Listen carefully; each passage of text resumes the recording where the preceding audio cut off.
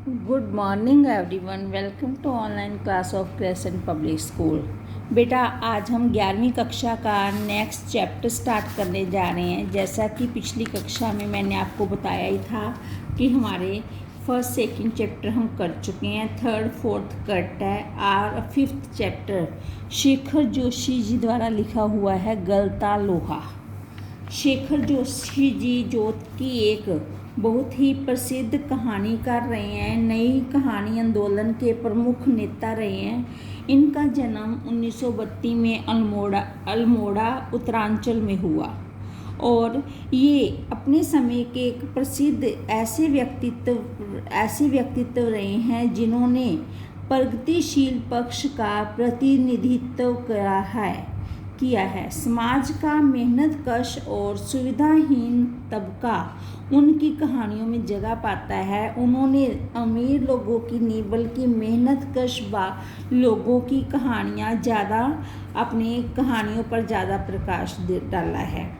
तो वो किसी भी आडंबर से हीन थे। वो अपने सामाजिक यथार्थ के बारीक नुक्तों को पकड़ते और प्रस्तुत करते। जो कि हमारे समाज में छोटी छोटी चीज़ें हैं उनको वो पकड़ते थे और उनके आधार पर ही अपनी कहानियों को लिखते थे।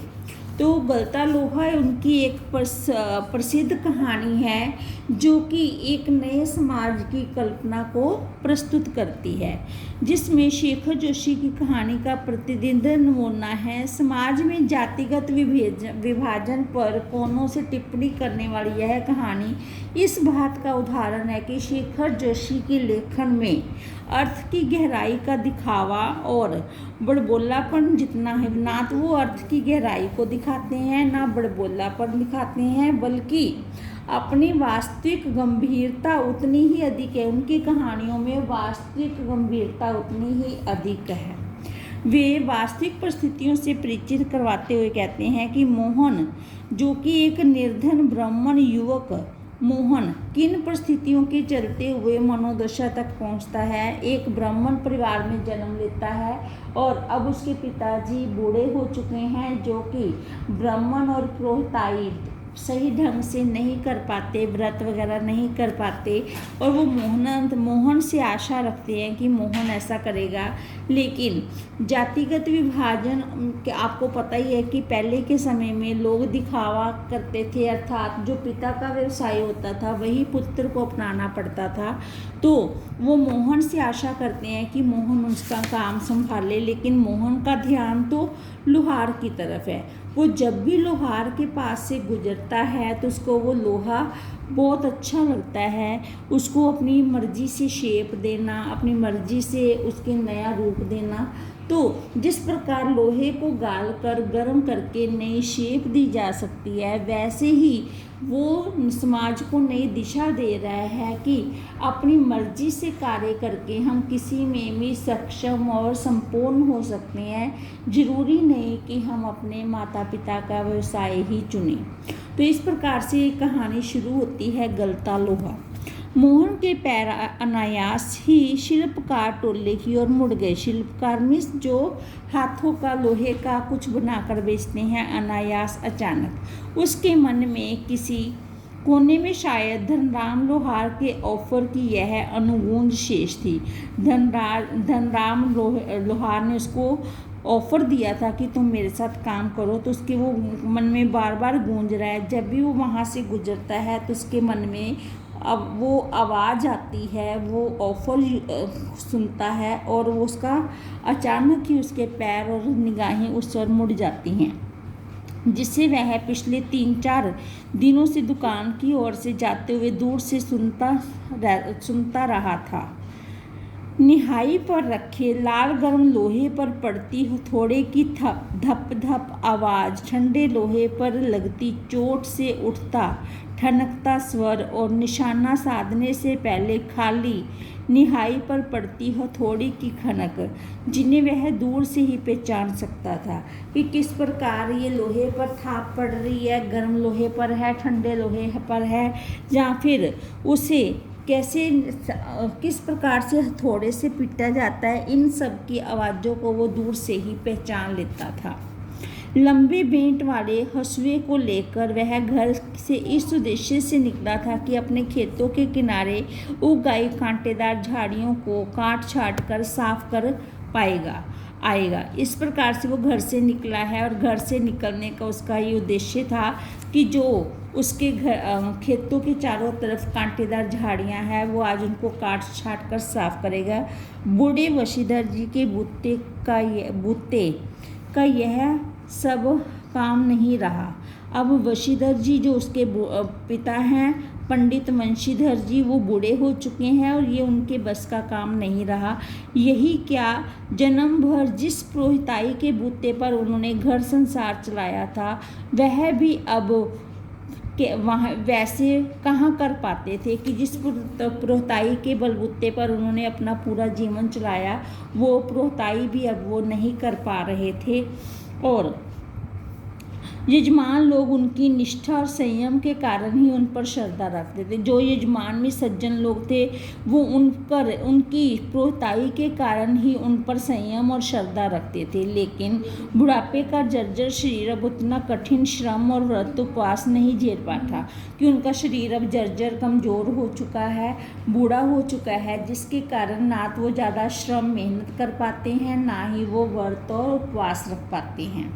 सुबह सुबह जैसे उससे सहारा पाने की नीयत से ही उन्होंने गहरा निश्वास लेकर कहा था, जैसे उन्होंने सहारा मांगा हो और ठंडी सांस भरकर कहा था, आज गणनाथ जाकर चंद्रदत्त जी के लिए रुद्री पाठ करना था। अब मुश्किल ही लग रहा है, यह 2 मील की सीधी चढ़ाई और अब अपने बूते की नहीं, एकाएक ना भी नहीं कहा जा सकता, कुछ समझ में नहीं आता। तो उन्होंने एक आशा से मोहन को कहा था कि आज मुझे गणनाथ जी के घर पाठ करना था, लेकिन अब मैं इस चढ़ाई को चढ़कर जाना मेरे बस की बात नहीं है और अचानक से मैं उनको ना भी नहीं कर पाता, तब समझ में नहीं आ रहा मैं क्या करूं।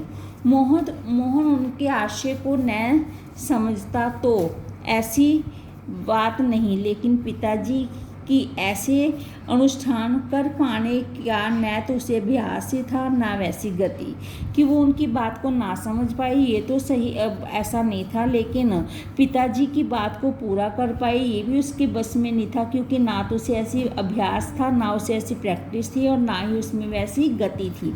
पिताजी की बातें सुनकर भी उसने उनका भार हल्का करने का कोई सुझाव नहीं दिया। जैसे हवा से बात कर दी गई वैसे ही अनुत्तरित रह गई।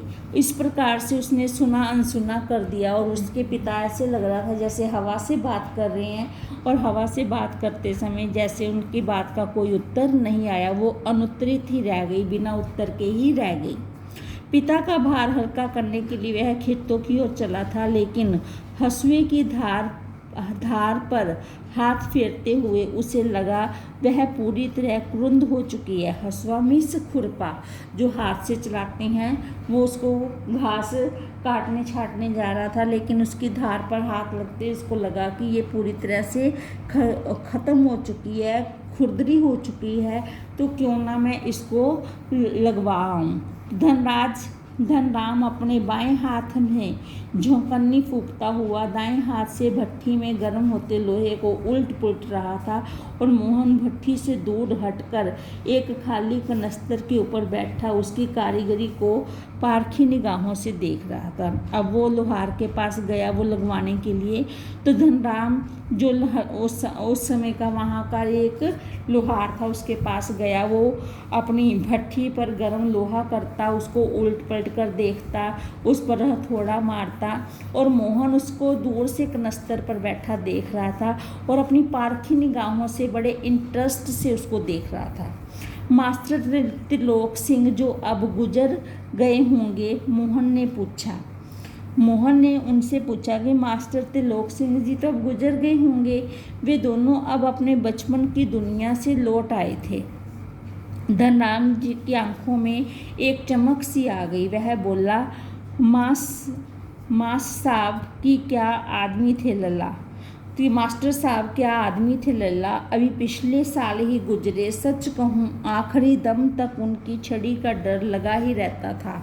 दोनों हो कर हंस दिए। कुछ क्षणों के लिए वे दोनों ही जैसी किसी बात हुई दुनिया में लौट गए। तो जैसे ही उसने पूछा तो लोहार की आंखों में चमक आ गई। उसको भी बचपन के दिन याद आ गए, क्योंकि दोनों ही अब बचपन से गुजर चुके थे। तो दोनों खिलखिलाकर हंसते हैं और अपनी पुरानी बातों को याद करते हैं। गोपाल सिंह की दुकान से हुक्के का आखिरी कश खींचकर त्रिलोक सिंह स्कूल की चहार दीवारी से उतरते हैं। गोपाल सिंह की दुकान से हुक्के का आखिरी कश खींचकर जो वो त्रिलोक सिंह जी हैं, वो क्या त्रिलोक सिंह जो अब की लोहार है, वो वहाँ से त्रिलोक सिंह मास्टर था जो वहाँ से चार दीवारी से उतरते हैं। थोड़ी देर पहले तक धमाक चौकड़ी मचाते उठा पटक करते, बाज को पेड़ों की टहनियों पर झूलते बच्चों को जैसे सांप सूंघ गया हो, बड़े कड़े स्वर में वह पूछते हैं, प्रार्थना कर ली तुम लोगों ने? तो जो बच्चे बड़ी ही खुशी से मौज मस्ती से उठक पटक कर रहे थे, धमा चौकड़ी में जाए बैठे थे, पेड़ों की टहनियों पर झूल रहे थे, अचानक मास्टर जी को देखते ही ऐसा लगा कि जैसे उनको सांप सूंघ गया हो, और ऐसा लगा कि वो उनसे पूछते हैं कि तुमने प्रार्थना कर ली? तो यह जानते हुए भी कि यदि प्रार्थना हो गई होती तो गोपाल सिंह की दुकान तक उनका समवेत स्वर पहुंचता ही त्रिलोक सिंह घूर घूर कर एक एक लड़के को देखते हैं। फिर वही कड़कदार आवाज़, मोहन नहीं आया आज? तो इस प्रकार से वो प्रार्थना की आवाज़, अगर प्रार्थना हुई होती तो उसकी आवाज़ तो पहुंचती, लेकिन फिर भी वो बार बार पूछते हैं और सब एक एक लड़के को घूर घूर कर गुस्से से देखते हैं और फिर जोर से पूछते हैं, मोहन नहीं आया आज? मोहन उनका चहेता शिष्य था। मोहन जो कि पंडित वंशीधर जी का बेटा है, जिसकी हम पहले बात कर रहे थे। पुरोहिती खानदान का कुशागर बुद्धि का बालक, पढ़ने में ही नहीं गायन में भी बेजोड़, कि वो पढ़ने में तो अच्छा था ही था, साथ में गाने में भी बहुत सक्षम था। त्रिलोक सिंह मास्टर ने उसे पूरे स्कूल का मॉनिटर बना रखा था। वही सुबह सुबह, हे प्रभु अन्नदाता ज्ञान हमको दीजिए का पहला स्वर उठाकर प्रार्थना शुरू करता था, कि मोहन ही था जो हर रोज वहाँ पर प्रार्थना शुरू करता था। मोहन को लेकर मास्टर त्रिलोक सिंह को बड़ी उम्मीदें थी। कक्षा में किसी छात्र का कोई सवाल न आने पर वही सवाल वे मोहन से पूछते और उनका अनुमान सही निकलता। मोहन ठीक ठीक उत्तर देकर उन्हें संतुष्ट कर देता और तब वे उस फिसड्डी बालक को दंड देने का भार मोहन पर डाल देते, कि मोहन स्कूल का मॉनिटर होने के साथ साथ उनकी हर उम्मीद पर खरा उतरता था। अगर किसी बच्चे को कोई मुश्किल आती थी तो मोहन उस समस्या को हल करता और मास्टर जी की नज़रों में और ऊपर उठ जाता, और मास्टर जी भी उसकी प्रशंसा करते और उस फिसड्डी बच्चे की जो भी दंड देना होता उसका भार भी मोहन पर डालते। पकड़ इसका कान और लगवा इससे दम उठक बैठक वे आदेश दे देते। धनराम भी उन अनेक छात्रों में से एक था। धनराम कौन है? जो कि लोहार है, जिसने त्रिलोक सिंह मास्टर के आदेश पर अपने हमजोली मोहन के हाथों कई बार बेंत खाए थे या कान खिंचवाए थे। ये वही लोहार था जिसने कई बार मार भी खाई थी मास्टर जी के आदेश के कारण मोहन से, और कई बार वहाँ पर कान भी खिंचवाए थे। मोहन के प्रति थोड़ी बहुत ईर्ष्या रखने पर भी धनराम प्रारंभ से ही उसके प्रति स्नेह और आदर का भाव रखता था, कि वो उसमें चाहे ईर्ष्या तो थी कि ये ज़्यादा इंटेलिजेंट है, हमारे पर रोब जमाता है, लेकिन फिर भी उससे प्यार भी करता था और उसका सम्मान भी करता था, क्योंकि वो एक पुरोहित खानदान का था और उसमें गुण इतने अच्छे थे कि जिसके कारण लोग उसका सम्मान करते थे। इसका एक कारण शायद यह था कि बचपन से ही मन में बिठा दी गई जातिगत हीनता के कारण धनराम ने कभी मोहन को अपना प्रतिद्वंदी नहीं समझा, बल्कि उसे मोहन का अधिकार ही समझ रहा, कि जो वो उसको लगा कि जो हमारे जातिगत भेदभाव है जिसके कारण उसका सबसे बड़ा कारण ये था कि उसे ये नहीं लगता था कि ये उसका प्रतिद्वंदी है, कॉम्पिटिटर है। उसको ये लगता था कि ये मोहन का अधिकार है, क्योंकि वो एक पंडित है और पंडित को ऊंचा सम्मान मिलना ही चाहिए। बीच बीच में त्रिलोक सिंह मास्टर का यह कहना कि मोहन एक दिन बहुत बड़ा आदमी बनकर स्कूल का और उसका नाम ऊंचा करेगा, धनराम के लिए किसी और तरह से सोचने की गुंजाइश ही नहीं रहती थी।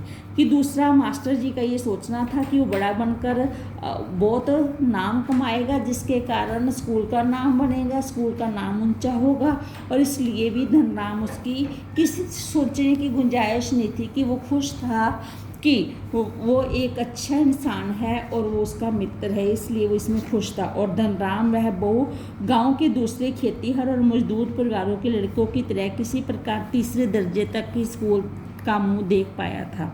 कि 3rd क्लास तक वो स्कूल गया, आम बच्चों की तरह फिर गया ही नहीं। त्रिलोक सिंह मास्टर कभी कभार ही उस पर विशेष ध्यान देते थे। एक दिन अचानक ही उन्होंने पूछ लिया था, धनुआ 13 का पहाड़ा सुना तो। 12 तक का पहाड़ा तो उसने किसी तरह याद कर लिया था, लेकिन 13 का पहाड़ा उसके लिए पहाड़ हो गया था। कि 12 तक तो उसने मुश्किल से याद किए, लेकिन 13 का उसको याद हो ही नहीं रहा था, उसके लिए पहाड़ था। 13 एकम 13, 13 दूनी 24। स्टार्ट। एक संटी उसकी पिंडलियों पर माँ साहब ने लगाई। माँ साहब में मास्टर जी ने एक स्टिक उसकी पिंडलियों पर लगाई, टांगों पर मारी और वह टूट गई। गुस्से में उन्होंने आदेश दिया, जा नाले से एक अच्छी मजबूत संटी तोड़कर ला, फिर तुझे 13 का पहाड़ा याद कराता हूँ। और इस प्रकार उन्होंने मास्टर जी ने उसको कहा कि जाकर एक मोटी सी लकड़ी तोड़कर ला, फिर मैं तेरे को 13 का पहाड़ा याद करवाऊँगा।